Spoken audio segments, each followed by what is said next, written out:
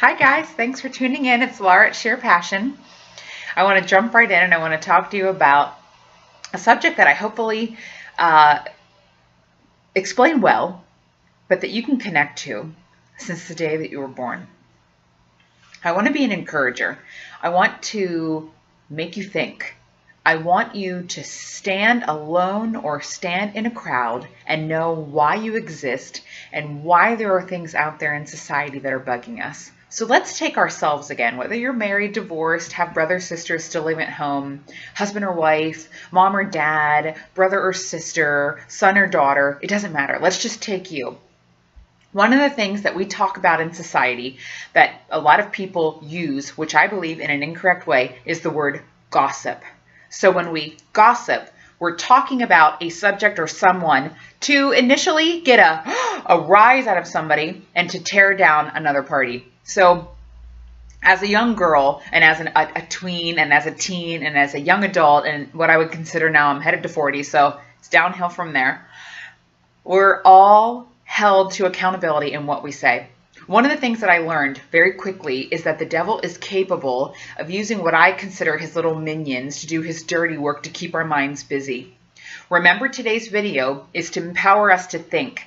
Gossip does nothing until it hits the ears of the other people and both parties are left thinking irrational. So let's go over this. Let's take an example of how I'm almost 35 and how there could be a rational or irrational gossip about my life. Let's say somebody says about me, Laura acts like she knows it all, or Laura is arrogant, or Laura isn't speaking to her family, or Laura says she's a Christian, but she lived with her fiance before she got married. Let's take these things. Let's use me as an example to let you understand before I back up into my childhood and talk about how I learned to be able to deal with these things. Let's talk about how we deal with them rationally. If somebody would say, Laura acts like she knows it all. First of all, you have to understand how my brain works. How would you know that? How would you know that I knew it all if you didn't put yourself down in that statement? And then you sarcastically uplifted me by saying that I did.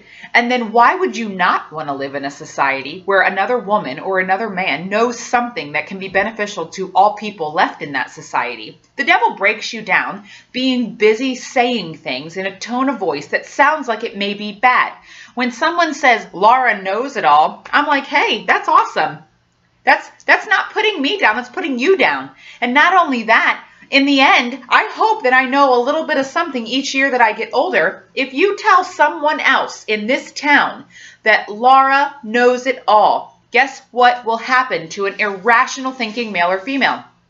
If you want to take me as an example and you want to spend all afternoon talking about how I wear my hair, how loud my mouth is, how much I talk, how I dress, what's on my Instagram, how many times I've been married, you have to understand the only time that it is going to be terrible is if you don't learn a lesson involved in it. So I would say to somebody, why would you say that? Is it because you do not have self-confidence to know something as well? So let's go again here. Let's talk about what can gossip do? Nothing to the people based on the age that they're hearing it at. If they've ever had a rational thought in their mind, they always have to back up and figure out what would it matter and what's the purpose of the information. So let's go again. Laura is told that she knows it all. Okay, well, let's talk about the people that it may be said to. Other Christians, other churches, other salons, other hairstylists, other neighbors, other guys. What would be the purpose of saying that Laura knows it all? Is it because the subject that's brought up is too much and no one wants to talk about it? So if we talk about it in a roundabout way and we say that somebody else brought up the subject matter, we can put it under their name. Laura said this or Laura said that. If you called me up and, sorry, my husband's cooking dinner and he has essential oils in the air, which is killing me. I'm really sorry. I'm actually breathing them.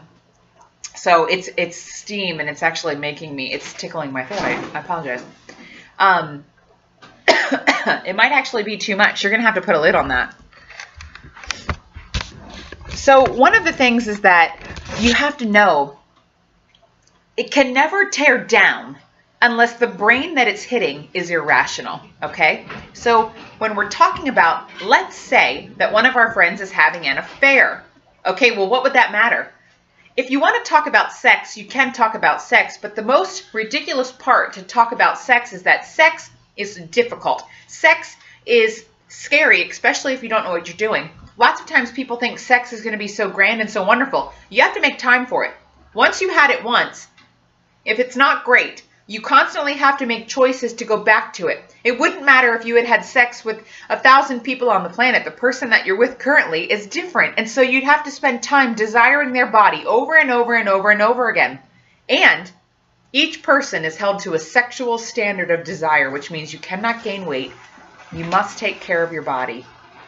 You must be exercising rational thought. So you must say, how can I be better? How can I get better? What would the information about somebody else's sex do for me? You'd have to say, you know what?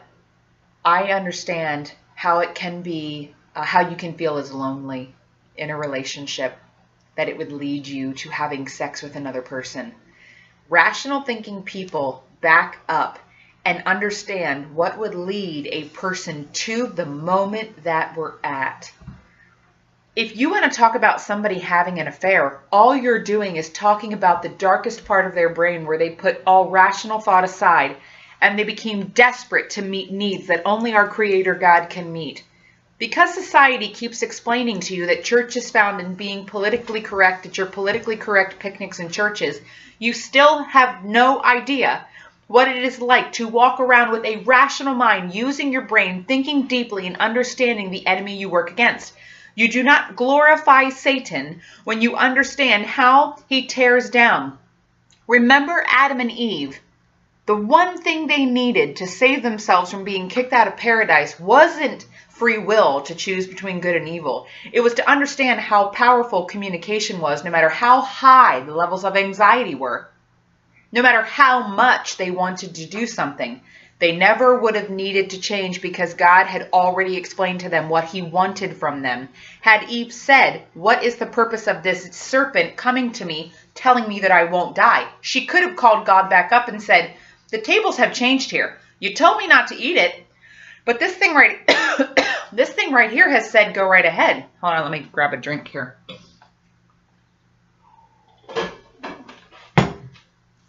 So that makes a lot of sense to me.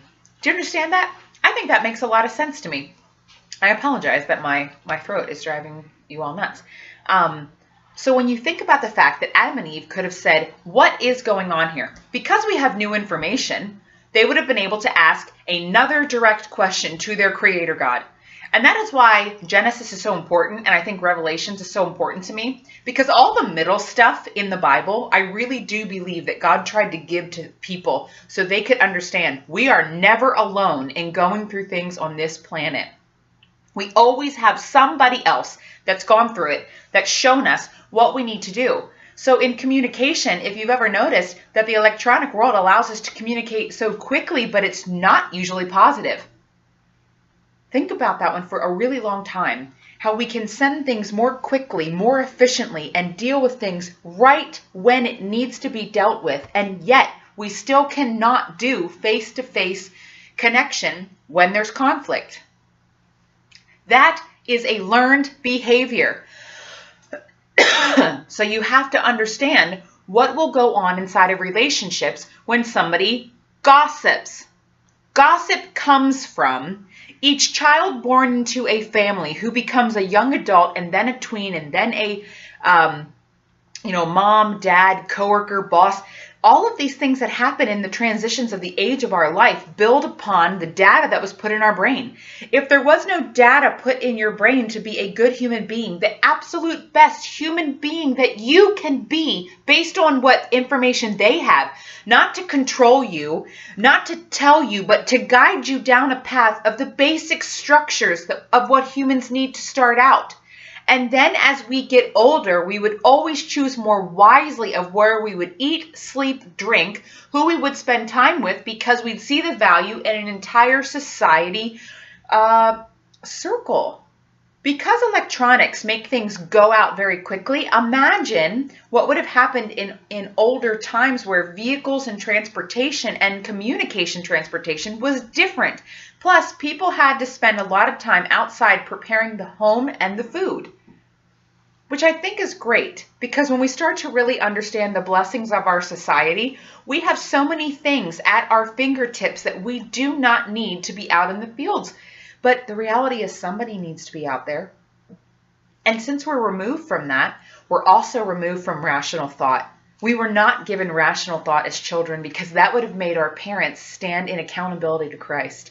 And there's not a whole lot of people that want to tell you how they stand in accountability to the Lord. It's unfortunate, because the more vulnerable that you will allow yourself to be under your Creator God, the stronger you get. And since vulnerability has a level of anxiety to right here, you feel like you're swimming in anxiety, there's not many people who want to push past that level of uncomfortable. Maybe your throat is tight, or maybe you have hives on your chest, or maybe your knees are shaking. You just feel like everything insides are crumbling, and that's okay, because we've all been there. And I will tell you that anxiety doesn't go away whether you're dealing with a great situation or a terrible situation.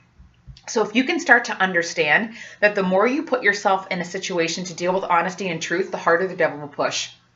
One of the reasons that this video had come out this week is because I feel like there is almost like a snake under a blanket effect, that what I call the crazies come out. So the higher the humidity, the colder that it gets, the sunnier that it gets, the windier that it gets, there's a movement of change between spirits and people. And so this week has been a huge week of being attacked and having to go search for honesty. One of the things that I think God asks us to do is to be ready to stand up and to show everything that we possibly can. I like to describe it as my life is turned inside out. So if you could sense me here in the privacy of myself and my clothing, as if you would cut me down the middle and flail me open, you would be able to see everything that is me and how it is working. So if you want to imagine that once now for your businesses, your homes, your wallet, your computer, your cell phone, your drawers, anything that can be open and flipped upside down so that everybody can see who you are and what you're about. One of the things that I like to invite people to do when they challenge me is to come and to do that. And I will tell them that first, and I usually just push my cell phone across the table and allow them. And my husband has seen this too, whereas he's very private. He doesn't like people to touch things that are his. He likes to take things and hold them in based on his childhood, his abuse. He never had much. I'm the opposite. I have learned the things we have are part of the problem and why we think we have so much. So if you aren't willing to turn them upside down and let somebody else have it, it already has you hook, line, and sinker. Folks, I'm not saying that I want to give my house away. I'm not saying that I want to give the clothing off my back. I'm saying if I needed to, I pray that my attitude would be, the first thing would be to rationally think, well, I've never been asked it before, so there has to be a reason why I need to use it now. To find truth and honesty in a society that is built on total facade and demonic demonization, you have to be ready to open up your home and open up everything you have. If you cannot, I'd like you to sit in thought, deep thought about what would it bother you for everyone to know what you're about. Because I got to be honest with you, I want people to know what I'm about.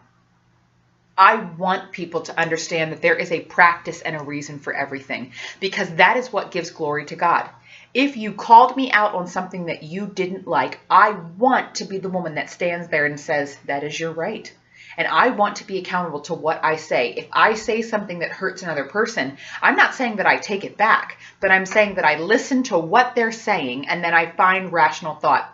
A lot of times, the only time that someone will come back to you and say they don't like something is when they stand up against my self-confidence.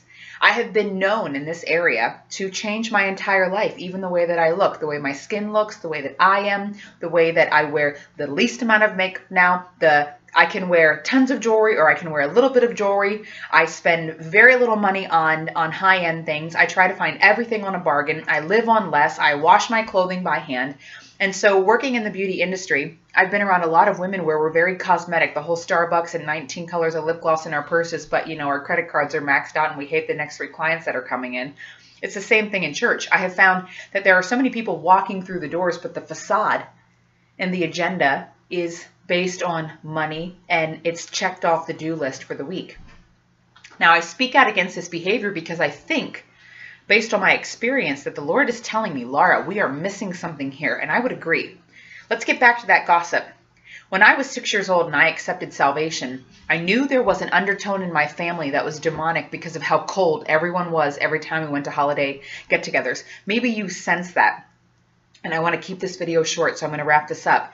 As I was growing, each time I turned a specific number, 10, 12, 14, 16. By the age of 17, I had just tapped out at 287 pounds.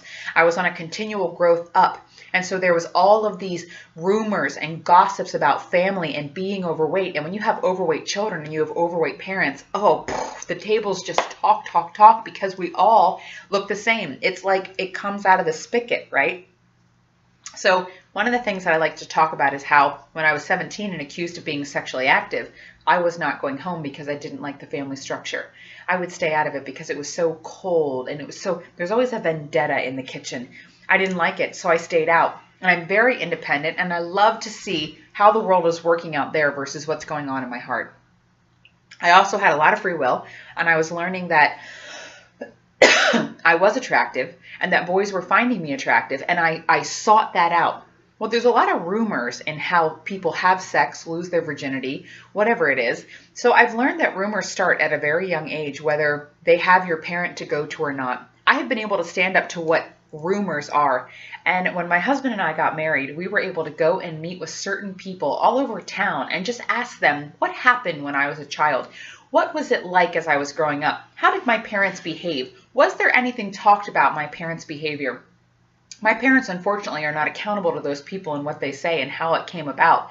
But I learned that if you talk to enough people in a 10-year time span and you get everything they're saying without them knowing that anyone else said anything, and you go through the bullet points and they match up, it's very hard to find lots of different people from lots of walks of life saying the same thing unless there is one founded truth in it, that it's what was happening behind closed doors. And since it matched what mine was, it wasn't considered a rumor anymore. It was considered an understanding or a truth.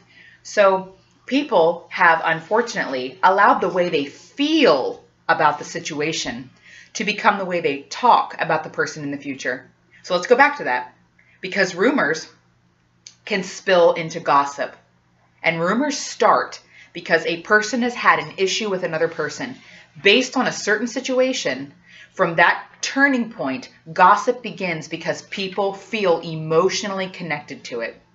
If you can get to rational thought that no matter how much you talk about me, unless you are willing to learn a lesson in it and use it for good, all you are doing is keeping the eye off of you so that any length of time that you can then not deal with the current issue and go back to the person and confront them. I have learned that I can stand up to the most heinous of rumors, the most heinous of gossip, and ask specific questions as to how that was true based on the experience and the truth on paper, text message, time-stamped emails, whatever it is. There's usually witnesses, and I'm so thankful for that. And I know in your families there are witnesses, and it's always very difficult. What I wanted to challenge you on this video is gossip will do nothing, just like money or food, until it's put in somebody else's hands. If you can get that, you will start to change your world, and your world breeds into other worlds. People's world or circle of influence is extremely important to them. When you start turning the light bulb on and using everything that God has given you in the brain, your life will change. That is my challenge for you this week, guys. It's Laura at Sheer Passion. Thank you so much for understanding. I could go on for days. I want to keep the video short. Check out the blog, SHEER Passion, the number 2 blog at blogspot.com. Sheer Passion to blog at blogspot.com. Thanks so much. Bye.